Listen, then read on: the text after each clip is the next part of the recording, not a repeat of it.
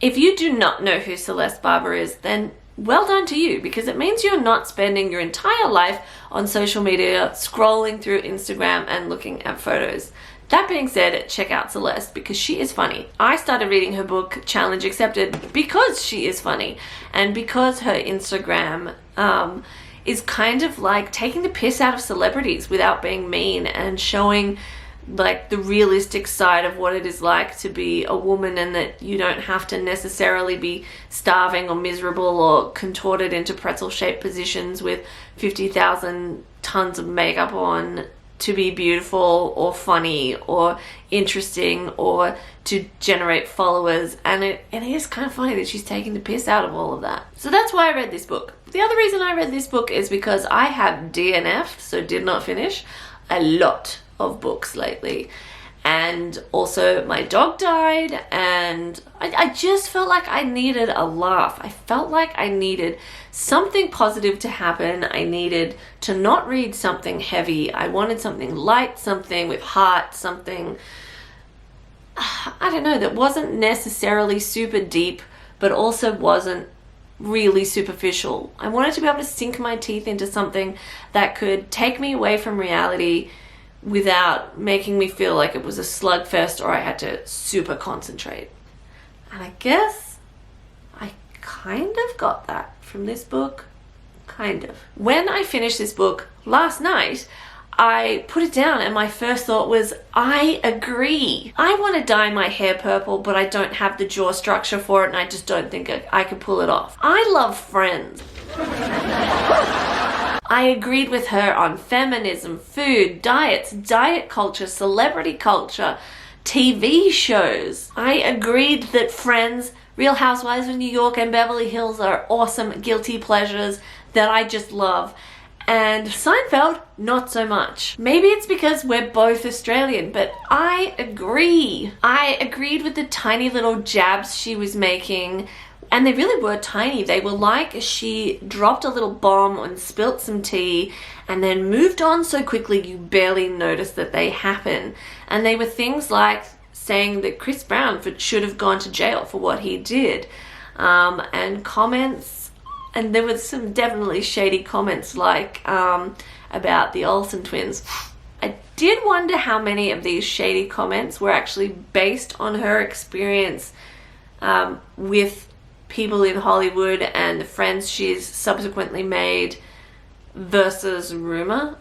But there are a few little interesting miniature bombs dropped throughout this book. Challenge Accepted is a little bit like Miranda Hart's Is It Just Me, which is her autobiography, and they're both comedians and they both take a non-traditional autobiography pathway. They don't do the prolonged examination of one's childhood that I find very dull, then progressing chronologically through life.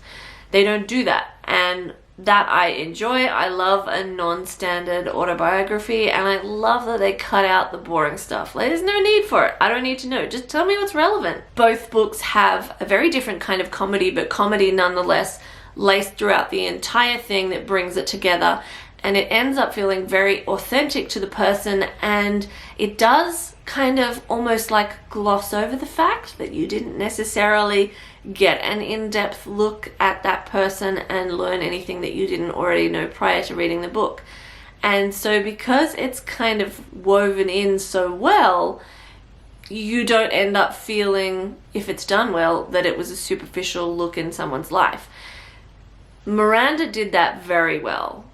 Celeste, not so much. You can tell that of the two, Miranda is the far better writer.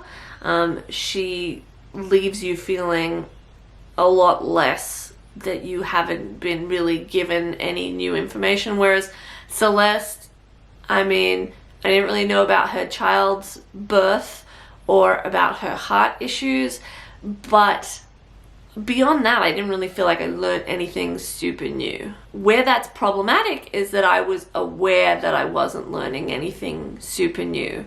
There wasn't, the way it was written and the way the comedy was brought together wasn't enough for me to ignore that fact, if that makes any sense. While Challenge Accepted did feel a little bit superficial, There are sections where she talks briefly about friends of hers who've died, and obviously that is still very distressing for her, and I can completely understand why she doesn't go into more detail about those things, because a lot of those things aren't necessarily her story to tell anyway.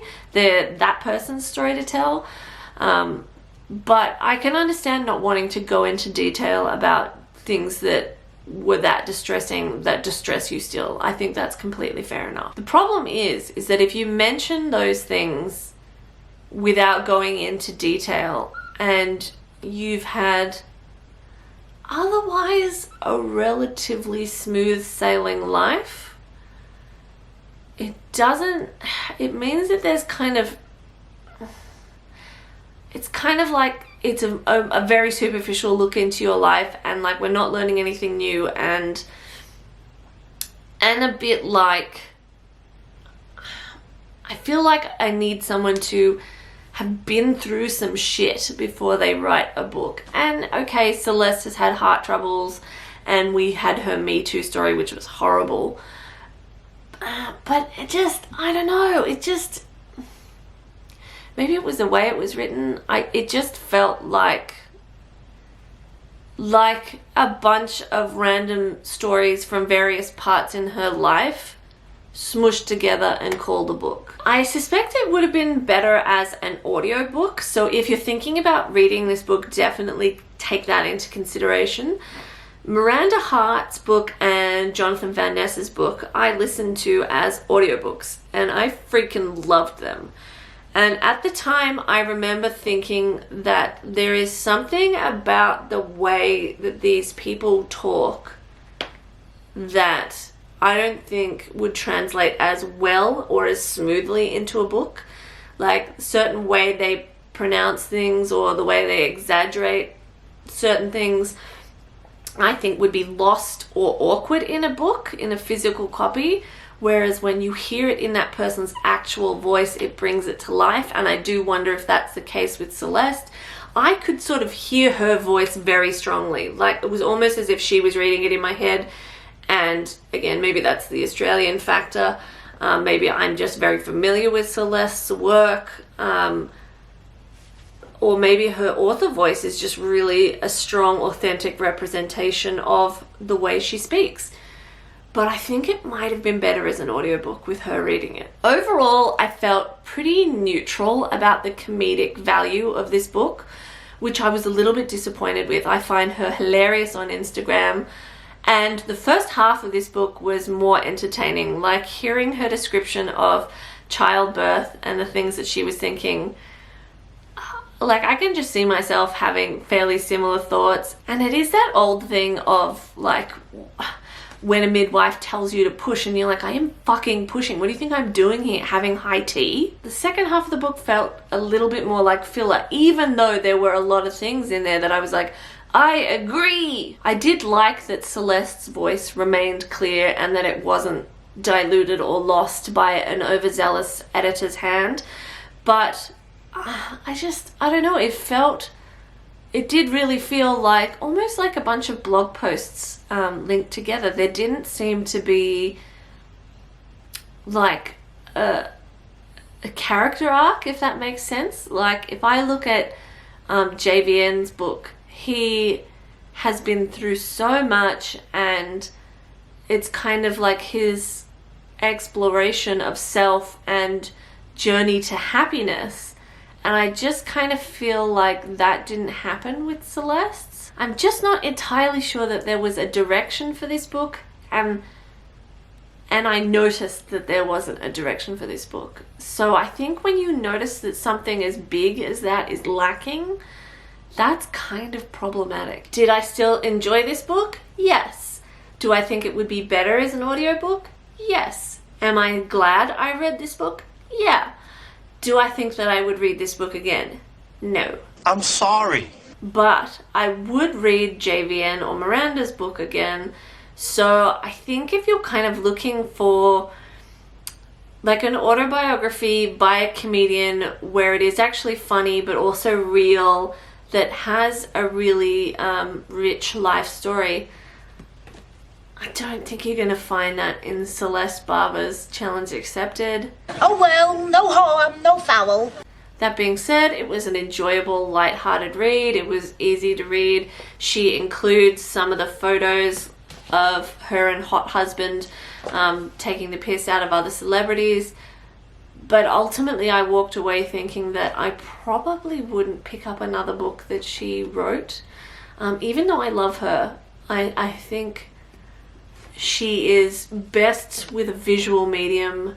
And I feel like that's where her power is, and I think I'm just going to enjoy her at her most powerful on Instagram. So overall, I'd probably give it about 3 out of 5, and I would recommend you consider the audiobook over the physical copy when you do. That being said, I haven't heard the audiobook, and I did read some reviews that said she can get a little bit shrill on the audiobook, which I can understand. And I would probably only really recommend this book for hardcore Celeste fans. So yeah, if you've read Challenge Accepted, don't forget to let me know below in the comments what you thought of it. And if you follow Celeste on Instagram, definitely let me know what is your favorite parody photo, because I love her and I would love a good excuse to go scrolling through her Instagram profile to find the photos that you love. Don't forget you can check me out on Instagram at @PipCoombs, and don't forget to like this video and subscribe to my channel. Thank you for watching.